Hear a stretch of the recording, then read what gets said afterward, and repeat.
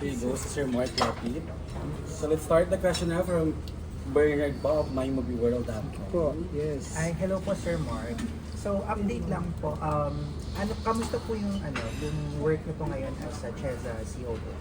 Oh, medyo busy lang lately kasi meron kami mga for turnover na projects na may ongoing kami, and then meron na rin kaming for starting na rin. So, medyo iniikutan lang namin because to make sure yung proper implementation and proper turnover, kasi we need to turn it over to the LGU.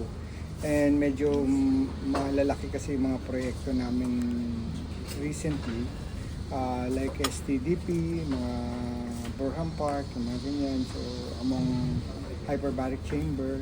So, kasama yun sa mga projects namin. And then, mga tourism rest areas, tourism information centers, ano pa ba, mga solar street lights namin sa mga tourism destination, floating docks namin, esplanade, among the others. So, paano po kayo nag-adjust po dito po as COO of CHEZA? Actually, hindi naman nag-adjust because I've been in this position since 2008 up to 2015 yata. And then, nag-resume ako na reappoint ako in 2021 ulit. So, up to now. So, medyo familiar naman with the job. But when I returned, nung na-reappoint ako, medyo marami lang trabaho because negative yung during the pandemic yan eh. So medyo negative yung finances ng office. When they presented it to me, I think it was negative 98 on the financial. So down na down yung opisina. Lockdown lahat because I know you are all well aware na ang travel tax ang main funding namin. So that's the collection of 1620. 50% goes to us in our office, 40% goes to CHED, and 10% goes to NCCA, which is National Commission on Culture and the Arts. So, because since walang travel during that time, during the lockdown pandemic, so wala rin kaming income. So, and we cannot rely on our other facilities like yung Banawi Hotel namin kasi lockdown nga, walang pwede, di ba? So, there's nothing. So, doon sumadsad yung opisina, so we have to recalibrate and options from work from home during that time, so the pandemic na. So ngayon medyo okay na because since 2024 we were already pre-pandemic figures, so naibalik na namin yung dating ano man yung during that 2019 below pre-pandemic, so nalampasan na namin for 2020 collection, we were more than 1 billion higher than the 2019 collection. May mga key projects po ba kayo na tinututukan? Yes, yung I hope baka narinig nyo yung issue with El Nido right now. The black thing na lumabas. Yes, I saw it on the news also. So, yung STDP nila, kami na ang magpopondo at mag-implement because they really need it. Actually, we already mentioned it to the LGU last year, way back in 2022, that they need to upgrade that facility, and we're hoping to help them. But unfortunately, it was not the direction that was chosen by the LGU during that time. But now they realize that we are correct in stating that addressing that issue urgently. So now, hoping by next week, lumabas na yung term of reference, and then we already approved that budget for the expansion of the sewerage treatment facility. So kami kasi, we can give that like in Boracay, di ba? So and then we get a private partner to operate yung mga ganyan, like Manila Water, so who has the expertise to operate on those kind of projects. Yun yung mga malalaki namin. Burham Park, rehabilitation is there, as I mentioned a while ago. And then aside from those, yung malalaki pa naming projects, yung rehabilitation ng 10 domestic terminals. Kasi ka-up approaches and asas funding support because wala daw silang budget as of now. So kami yung magpa-fund ng rehabilitation ng 10 domestic airports. which is namely Zamboanga City Airport, Pagadian, Butuan,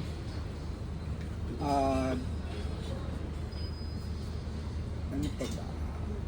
Siargao is included. Siargao, Rojas, Tuguegarao, in Cagayan Valley, and then Ilocos Norte. Alin pa ba yung 3 nandun ko sa aking listahan? So, but technically, those are the 10 na nasa listahan namin. And the project would be total rehabilitation of the domestic airports, and together with the gang chair, pull carts, push carts, pati yung wheelchairs, air conditioning, TV monitors na kailangan yung FISD system, plus yung pagtanggal ng pagpalit ng color coding scheme.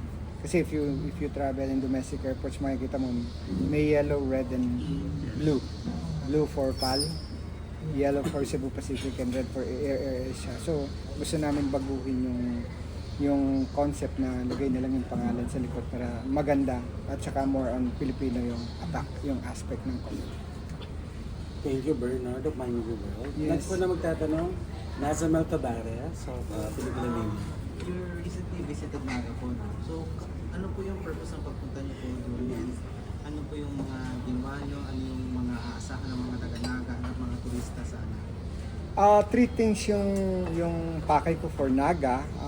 First, we have to check yung hotel na iniregister namin as Tourism Enterprise Zone. So, which is pinuntahan namin. Second, I had to talk to Mayor Lenny to discuss yung request niyang project sa amin, which is Mount Isarog, which we already board approved on our end. So we discussed the details, the plans and everything. So that's the second one objective ko when I visited Naga. Third was to inspect the Peña Francia Museum na kami rin ang gumagawa, which is the one in front of the Peña Francia Church. So ongoing na yun, patapos sisimulan na. We're hoping by September or later this year matapos na siya at pakinabangan na at ma-turnover na namin sa Basilica. So those are the 3 things, and then the fourth one, actually I have a event also to attend na which was I was invited as their guest of honor and speaker in Pasacao, nearby, next town to malapit sa Naga. So yun yung objective namin, Pasacao. Taga doon kayo, yeah. I think there was a festival, yung summer festival nila, di ba? So nandun ako, I was invited by the mayor.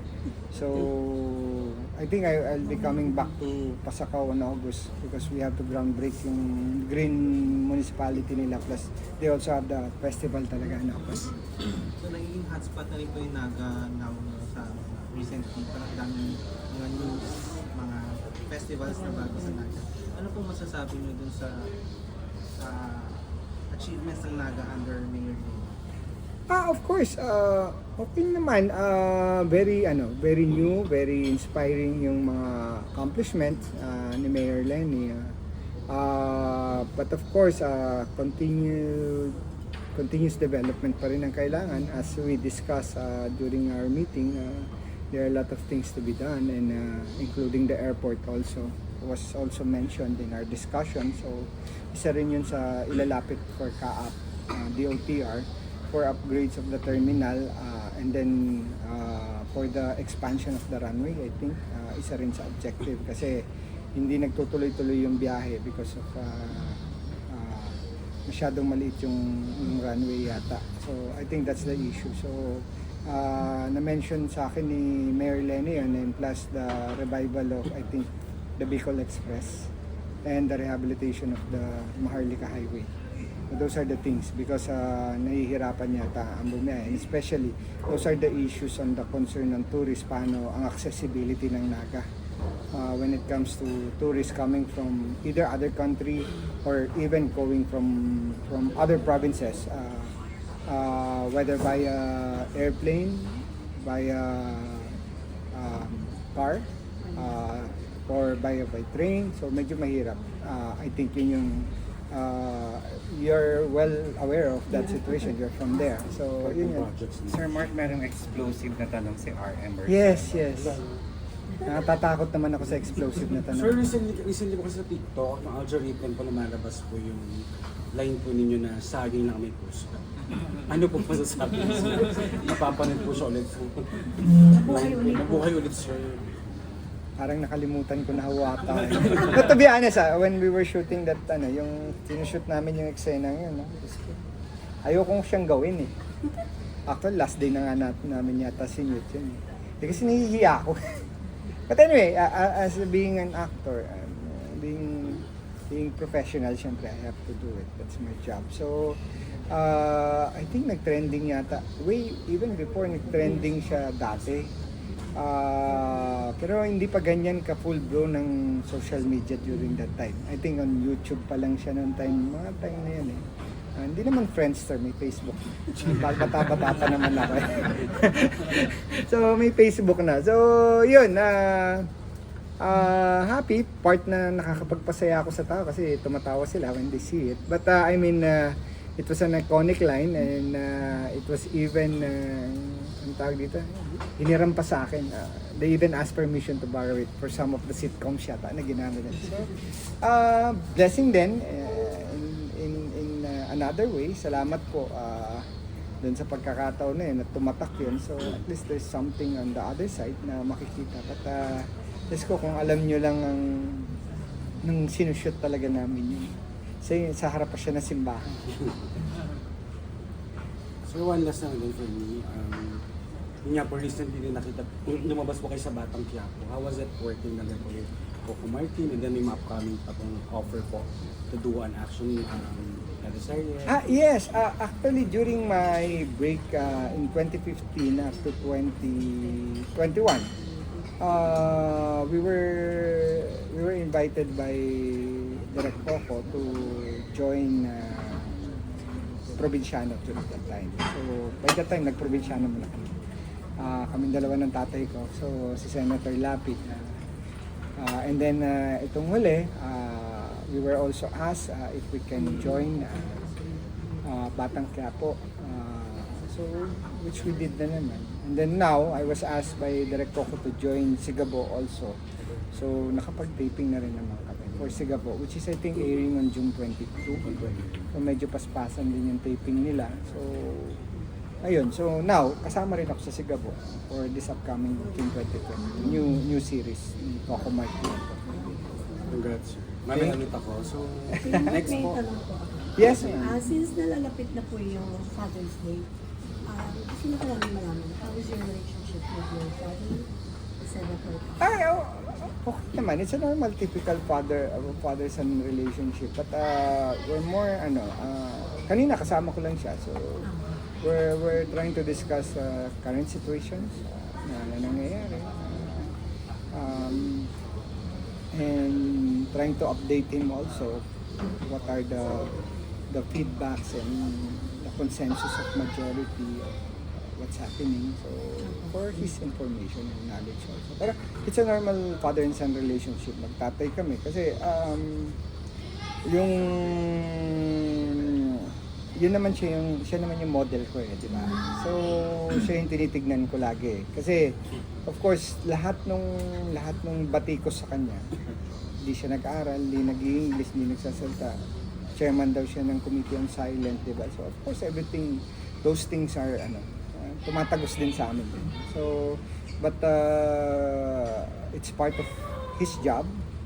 And we understand that as kami rin, ako as a politician din. So it's part of our job, kasama yan, but of course as a son.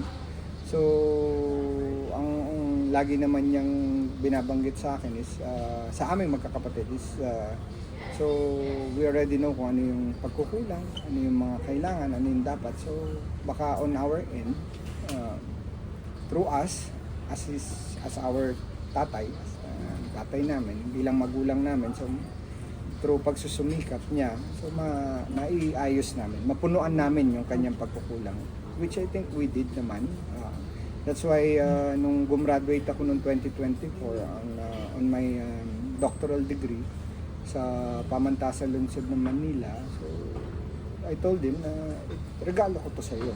This is my gift to you as you ask us. Kasi di ba sinasabi nga nila kung meron man daw pwedeng ipamana. Sinasabi niya sa akin yung lagi.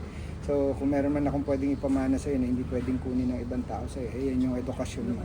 Ang lupa pwedeng kunin yan, ang kotse, ang damit, at lahat, bahay, pwedeng kunin lahat yan except yung edukasyon mo at saka yung moral values mo. Diba? So I was asking him, baka pwede niyang i-file yung pagbabalik ng GMRC ulit sa mga local kasi parang nawala na yon but we're in the generation na I think it will strengthen the core values of tayong mga Pilipino, di ba? So tayo laging tinitignan kung anong grade mo dun sa GMRC, di ba? Hindi ka mataas sa ibang academics mo, but yung GMRC mo titignan because that's your moral standard, that describes you as a person kung sino ka ba. So I think yun yung isa sa gusto niyang i-file na bill ulit, na maibalik talaga sa part of the curriculum ng mga estudyante.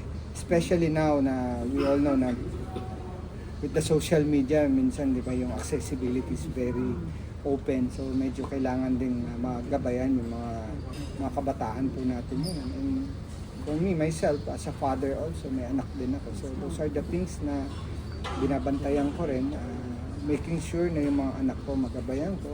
But of course, not restricting them or depriving them of the privilege na what they have now. Because I was telling them when I was young, I only have 5 channels to choose. Yung TV, iniikot pa, di ba? So, my time to watch only, yung oras ng panonood ko is I think 5 to 6 lang. Which is yun yung anime time. Nalala mo, doon lumalabas yung Voltes 5, yung Voltron. Doon lang, between that time. Kasi yung pag-uwi mo ng eskwelahan, di ba? So, yung 5 to 6, doon ka lang manonood. Kasi pag apak ng 6, news na, sila na.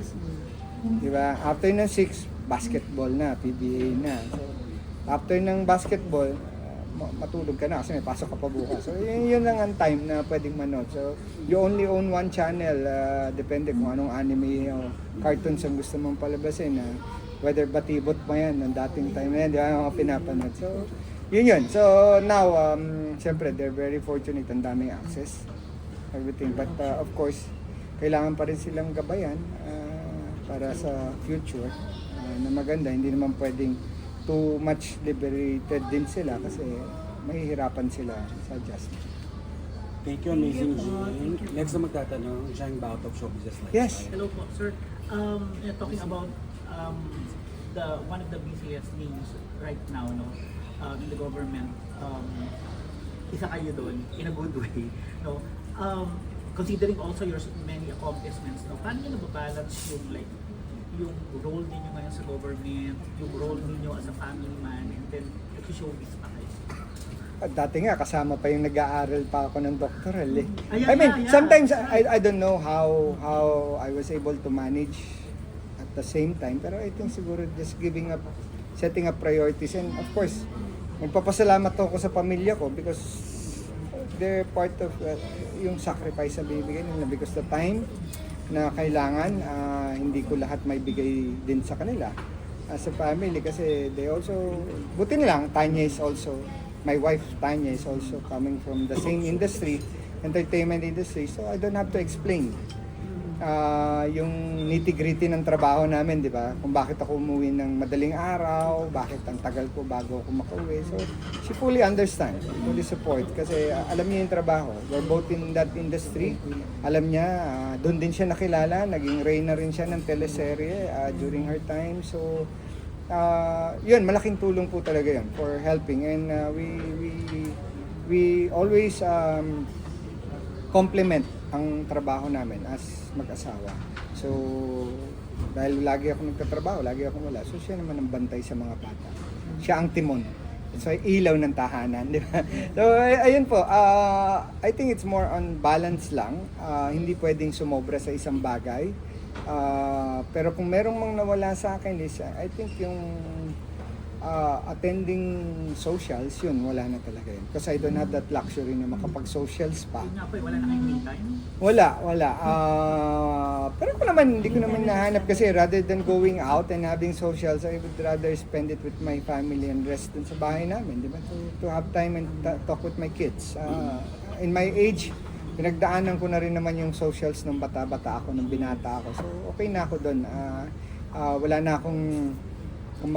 akong gusto pang ma-achieve dun sa mga pagdating sa socials. Of course, I miss yung mga, may mga imbitasyon ng mga birthday, mga kaibigan, mga ganito, di ba? It's all part. So, but unfortunately, hindi ko na magawa yun because sobrang load ng trabaho. So, but in other way, at least nagpapasalamat pa rin ako. It's better than that kaysa sa wala akong trabaho. Di ba? At least may trabaho ko na ginagampanan. So, may pinapakain ako sa pamilya ko. That's the most important thing for me. Any challenges po, hardest thing po about your role right now? Or was there ever a chance na you need to sacrifice one thing, family, as against your role in the government, or role in the government as against your... For the schedule naman, kasi I think ang nasasakripisyo ko talaga is yung pamilya ko. But yun nga yung sinabi ko, it takes two to tango, di ba? Kaya nga nandyan yung asawa ko, help me explain dun sa mga anak namin. At of course yung anak ko 18 years old na ngayon, so first year college na rin, so nakakaintindi na rin, medyo matured na rin. So my second is already magsi-senior high na. So pinagtutulong-tulungan na lang namin yung bunso, na yun yung makulit na wala pang naiintindihan. Okay naman, kasi complementary naman yung give and take ng situation, but mahirap kasi sometimes nasa gobyerno ako pero ang role ko sa Batang Quiapo, snatcher ako. Di ba? It's so hard. Mahirap talaga. Pero I mean, trabaho yun. You have to separate yung two things na yun. And then, siyempre, pag uwi mo, tatanungin ka ng bunsong anak mo, ano ka ba talaga? Taga-gobyerno ka? That's part of the, at least meron kaming pinag-uusapan pag kumakain kami. So, here's the funny thing. But syempre, sometimes, pag may mga lines na offensive sa government, I try to contest it to the writer na baka pwedeng i-tweak natin. Kasi hindi siya appropriate for me. Although I'm an actor here, but of course, I also have another hat na I'm representing the government. I work in the government. So, medyo ito-tweak lang namin. Not too much, hindi masyadong offensive. Kasi nga, magnanakaw kami doon. So, kami, kumbaga, ang role namin na walang gobyerno doon. Ang importante sa amin, gobyerno lang sa amin is yung maalamnan namin yung tiyan namin sa pang-araw-araw, di ba? Survival. So, yun. Mahirap din. Thank you, Jen. Next po si Gracie. Yes. You started out young po as a public servant. So, what advice would you give to those who also wanted to serve the country and how to maintain their clean image just like you? Actually po, we should not stop from hoping, I think, and try to learn from all the mistakes that happened in the past and even now, moving forward to the future. Kasi when I started, SK po ako, I was 16. So, and then after naging sangguniang kabataan ako, naging barangay captain din ako. And then after ko naging barangay captain, naging board member, and then after that, naging governor ng probinsya namin. So the grassroots level is different from the national level. Iba ho, kasi frontline. So, even yung mga instance na pag-aaway ng mag-asawa ng barangay captain ako, kinakatok ako ng 2 a.m. sa bahay namin. Nakatira pa rin ako kay Senator Lapid doon. Doon pa rin ako nakatira. So kinakatok ako kasi may nag-aaway na mag-asawa. So ang ginawa ko, dahil binata pa ako noong time na yun, tinawag ko muna yung lupon namin na may asawa na. Kasi sabi ko, wala akong mapapayo sa mag-asawa dahil wala pa akong asawa. Ikaw ang magpayo dito sa dalawang to. So, sinamahan ko lang. So, but anyway, it's a learning process. Hindi mo naman, there are things na hindi makikita sa libro.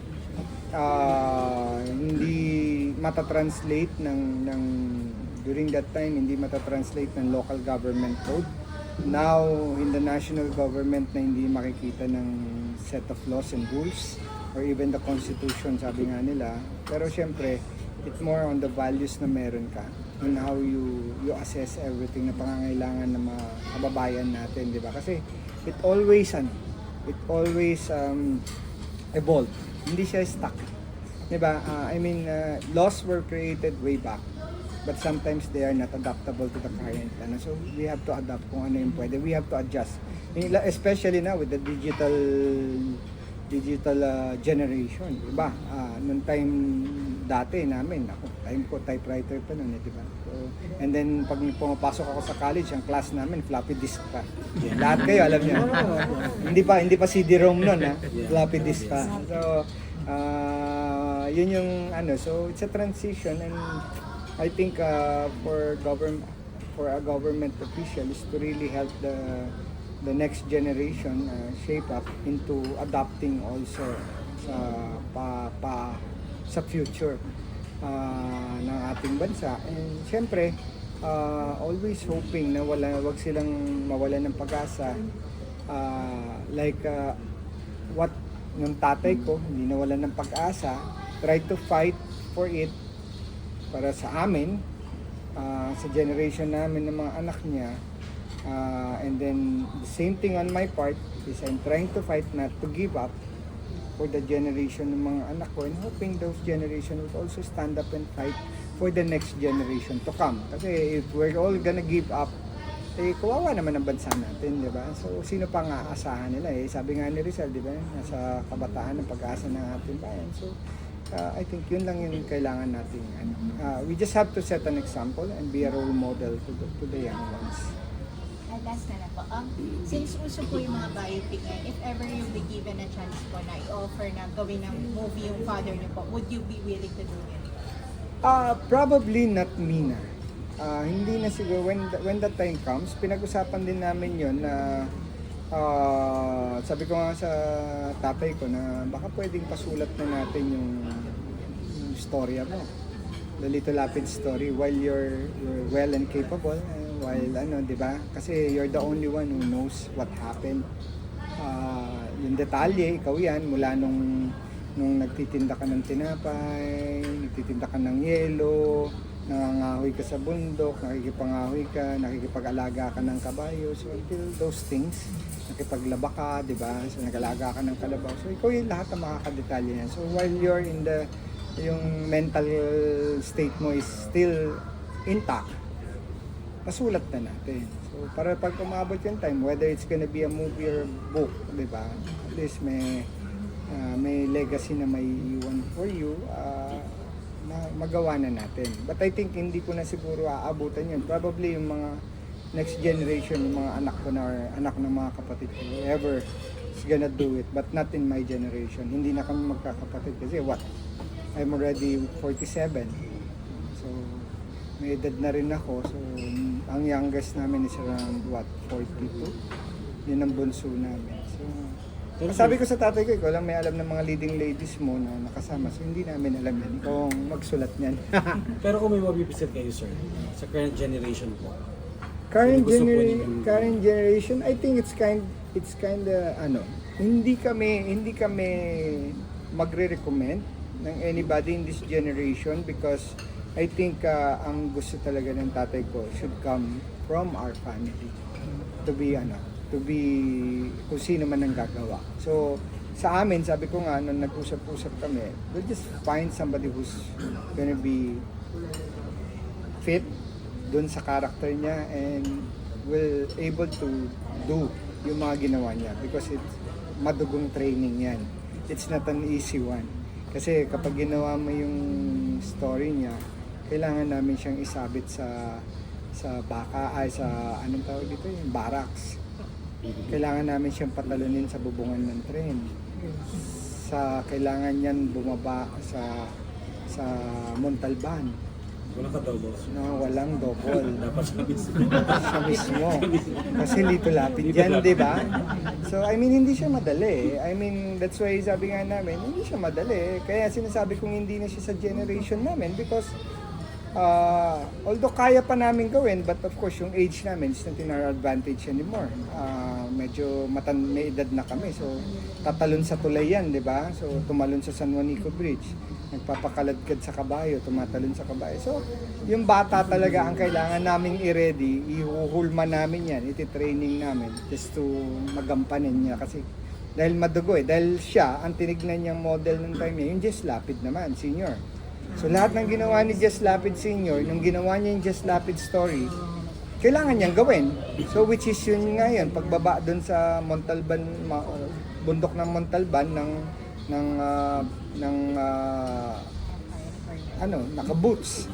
So bumaba siya, tumalon sa train, from the bridge papunta sa train na umaandar moving, so sa San Juanico Bridge, yung mga ganun, hindi siya ganun kadali. And then, yun nga, kamukha nung sinabi ko, if you remember that Leon Guerrero, di ba, sumabit siya dun sa barracks, tapos pinaikot siya. So, ang ginawa lang nila nun is tinali yung paa niya, nilagyan ng brace yun, tapatungan, tapos tinali, tapos nilagyan ng bearing yung bakal, kung saan yung sabitan. So, pag action, binitawan na siya, tuloy-tuloy na yun. Non-stop. So I think pumutok yata yung ugat niya sa mata Kasi because of blood circulation, pagbaba, di ba? So yun yung mga ganun kahirap yun. Hoping with the technology right now, plus isa pang may pinakamahirap na kailangan gawin, yung manghati ng bala. Di ba, no? Oo, manghati ng bala. Di ba? Imagine mo, dati wala pang wala pang special effects, no? Loloko nga namin yung mga next generation, no? Baka naman kayo, tinidor na yung gamitin niyo, hindi na pagsilyo, mas marami. Di ba? Feeling ko, pwede si Mark ko yan. Yeah. So pwede ni Toto, magtatanong ko siya. Yes. Mark, kasi di ba, ang father mo, nagdadami sa government, public servant. Tapos ngayon, maraming mga offices yung like, nababash dahil mo sa mga ginagawa. Diba, hindi mo naman masabi na okay. Ano yung, paano nyo ginawa ng family yung mga bash? Paano nyo, parang hinarap? Yun nga, nabanggit ko kanina, of course, tao rin kami, nasasaktan kami, di ba? It's something na hindi naman namin ginusto, na ganun ang kapalaran ng tatay ko, di ba? Na hindi nakapag-aral, dumaan sa hirap. So, but hindi rin namin mapiplease lahat. But ang amin lang, yung nasa puso namin at saka sa isipan namin is, we elected to serve the people. And in serving the people, may kasama yung criticism. And criticism is always welcome. We take it as a parang learning. Parang consensus, parang survey din yan, di ba? So, kasi nobody's perfect naman. So, criticism is there. So, ginagamit namin yung criticism as a learning stage and as a knowing process or parang developmental process. So ginagamit namin yun as an inspiration also. Kamukha nung nabanggit ko kanina, yun. Yung mga criticisms na yun, hindi siya nag-aaral. Those are the things na pinangahawakan ko. Bakit yung pag-aaral ko talaga tinapos ko up to doctoral level. So yun yung pinangahawakan ko as a son. Not as a public servant, as a son. Siyempre yung mga tagos na yun, di ba? So, at least, kung makita man kami, sinasabi siyang ganon, pero kami, di ba, hindi kami yung mga hindi nagtapos ng pag-aaral, di ba? Dahil sikat yung tatay namin, we have that luxury na dahil umasenso ang buhay namin, nagbulakbol na lang kami. No, hindi ganon. So, we're very straightforward in trying to finish the task and objective na gusto ng magulang namin na wag mo akong gayahin. Kahit ako nung panahon ko gusto ko pero hindi ko magawa kasi wala naman kami resources. Hirap ng buhay ng panahon namin. So ngayon meron kang luxury na ganun, so wag mong sayangin. Ituloy mo, ayusin mo yung kinabukasan mo at yun din ang ipapamana mo sa mga anak mo. So yun, mahirap po. Masakit, pero it's part of our job. I think it's part of a democratic way sa atin, di ba? Criticisms are always welcome. But we take it in a positive way, not on a negative way. So, yun yung, kumbaga, nagiging inspiration pa namin sila to work better, perform better, and serve the people. But at the end of the day, kahit ano pang negative ang sabihin nila, as long as kami, sa puso namin, at saka yung aming kaloob-looban talaga, talagang malinis yung pagsiservisyo namin. Wala kaming, kumbaga, iniipit, wala kaming konsensya, masarap ang tulog namin sa gabi, at yung pinapakain namin sa pamilya namin ay maayos, okay na kami. We cannot convince everybody, diba? So, as long as, yun lang, we take it as a inspiration and lesson learned. Pero in fairness po kay Senator, nagka-trend din siya recently and is being appreciated by so many. Dahil ang dami pala niya nagpasang bill. Yes, marami. I think 700 plus yung Onion Bills plus any author, di ba?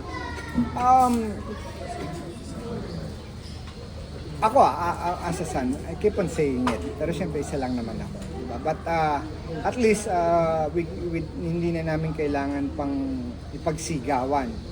It's on the record, nandyan naman. But kasi sometimes, he's being accused of chairman ng Committee on Silence, di ba? Hindi nga siya kumikibo. And then, hindi siya mahilig makipag-debate. Hindi yan ang strength niya talaga eh. So, which is, ina-admit naman niya. But I mean, he doesn't lose focus on his job. Kasi ang kanyang trabaho ay para sa masa. Kasi doon siya nanggaling. So, kung titignan mo lahat ng bills niya, hindi siya pang ekonomiyang pero pang mahirap siyang para sa mga kababayan nating mahihirap. So, kamukha nga na dati pinagtawanan yung left-handed bill niya sa school. Yung pagbabawas ng libro na dadalhin ng mga elementary sa school. Kasi if you remember, di ba, time natin, bit mo lahat wala, di ba? Lahat ng libro, kahit hindi mo ginagamit. Pinadadala nila lahat yun. Kaya ikaw, magkanda kuba-kuba ka na. And then before he filed that bill, nabawasan yung timbang ng bag ng mga estudyante. Nagkonsulta rin naman muna siya sa DOH, mga eksperto na may effect ba yung ganito. Sabi ko, kasi yung likod, yung growth ng bata, ganito. So, Nakatrolley daw. di ba? Tapos, Nakatrolley daw si Erickson. uso pa yan, di ba, yung stainless na trolley, di ba? Tapos, ang problema, kung aakit ka ng 4th floor, di ba? Yung mga school buildings, di ba, aakit ka. So, naalala ko pa nun, kaya nga yung kinukwento ko sa kanya dati nung nag-aaral kami elementary. Noong 1990 yata yun, nagkaroon ng malaking earthquake, di ba? We were on the 4th floor. Imagine mo, dala pa namin yung gamit namin, backpack. May mga estudyanteng nalaglag, gumulong. Ang bigat pag tinamaan, sasama. I think yun yung mga batas na, na I can say na common sense, di ba? Hindi mahirap hindi mo kailangan i-argue, which is tama. And one of the things, yung GMRC, kailangan talaga. Dapat talaga, I think we all agree. Ako, I consulted a lot of people na rin di ba? So, I mean, bilang magulang, parang hindi rin tayo mahirapan. Kasi we acknowledge naman na school is the second home ng mga anak natin, di ba? So, yun yung pangalawang tahanan natin eh. So, yun. Ako as a son, I'm really happy. He's being appreciated right now. So, even yung mga hindi bumuboto sa kanya, yung kanyang constant na critics, ay finally, he's being acknowledged of what he has done in the past. And I think, salamat. At least, bago man lang siya magtapos sa kanyang termino ay may legacy ang napansin sa kanya. Hindi yung parang dumaan lang siya nang wala lang. So, at least nakikita and hindi na nanggagaling sa amin. Yun yung masarap po doon. Hindi na namin kailangan i-advertise. Hindi ko na kailangan parang press con ay siwalat na ganito. No, it's coming from the people na. So, kaya nga maraming salamat po sa lahat ng nakakapansin na, nakakapag-observe, and I think malaking bagay ang internet right now. Kasi free access na yung mga tao. Unlike before, they're all relying on news, TV, newspaper, di ba? Doon mo lang malalaman yan eh. But now, instant lang sa cellphone mo, makikita mo lahat yung access. So ngayon, meron pa kaming pinag-uusapan din is yung, I think, ma-file na rin yung bill na dapat yung mga telcos natin is include nila sa libreng app, yung Google, para makaroon ng Google search. Kasi right now, yung mga telcos natin, I think they're just offering free YouTube and Facebook. So with fake news, it's very dangerous. So but with the Google na kasama siya, na wala nang bayad, libre siya kapag nag-load ka, 'di ba, na yung free wifi or anything, yung load package na $2.99, mga ganun. Dapat kasama na yung libreng Google na app para magkaroon ng more accessibility for research yung mga kababayan natin, especially the young ones. May additional po si Jason. Yes. Showbiz na. Pwede pong may reaction na sa mga current na nangyayari ngayon sa Senado. Kamukha ng statement ng aking ama, we're all praying na sana magkaisa. Tama na yung bangayan because at the end of the day, Filipino people are watching us, di ba? And then meron tayong mga kailangan na isaayos na kailangan ng mga Pilipino, and I think yun yung dasal namin na sana magkaayos-ayos na because at the end of the day wala naman talaga tayong mapupulot dito, wala tayong mapapala, but of course yung unity and magkaayos-ayos na para sa bansang Pilipinas naman, para sa mga Pilipino. So I think yun lang naman. Kasi whether minority, majority, dati naman kasi for the longest time, it's just an argument, gentleman's argument among themselves as senators. So I cannot speak for themselves, pero ako lang, yun lang ang dalangin ko. Sana magkaayos. As me, as a government employee, na also hoping na magkaayos because siyempre yung trabaho rin namin nakasalalay din sa mga nangyayari, especially kami sa tourism kami, di ba? So ang trabaho namin is magdala ng trabaho, kabuhayan, development sa mga kababayan natin, especially on the far-flung areas. Meron mga tourism destination. Alam naman natin, ang Pilipinas ay very rich in natural resources.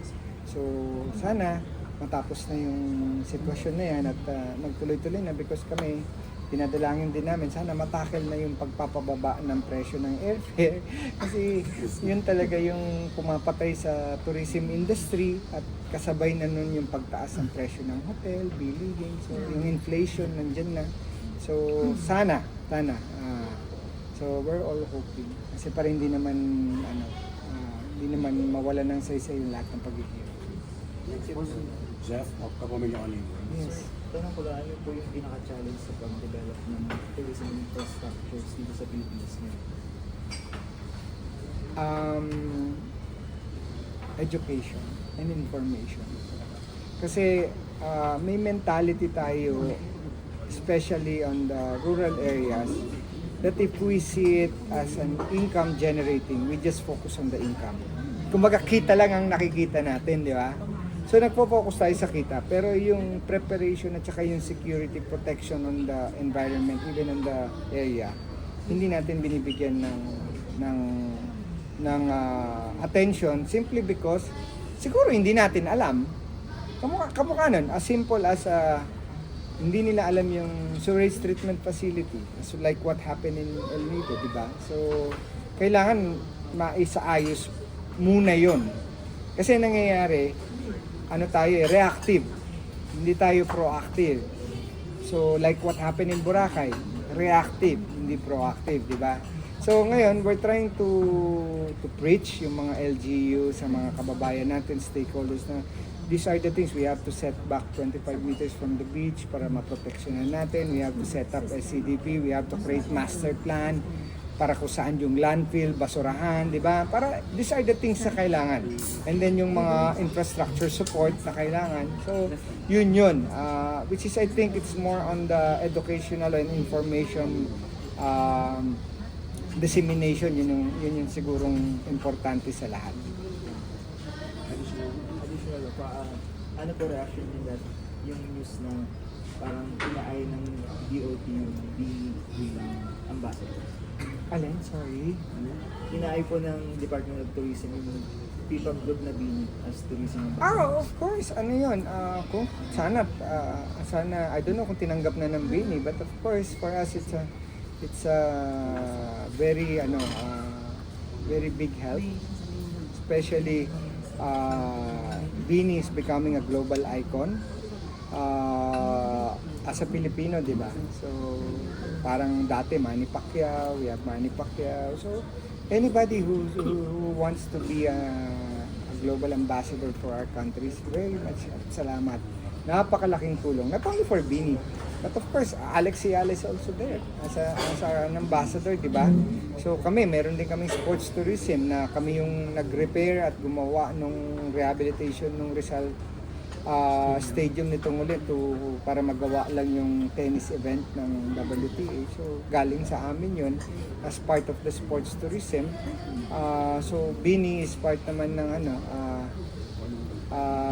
sa music festival and everything, nandiyan naman yan. So malaki. Malay mo maging BTS sila as globally as known BTS. So they can help us, di ba? So sana ma-accept nila. We're praying. Sana maging global ambassador sila ng Pilipinas ito para makatulong sa atin. Yun naman, salamat. May request sila. Yes po. RM, ano Sir, request mo? gawin niyo daw po yung line sa akin. Ay! Sabi niyo pa daw po.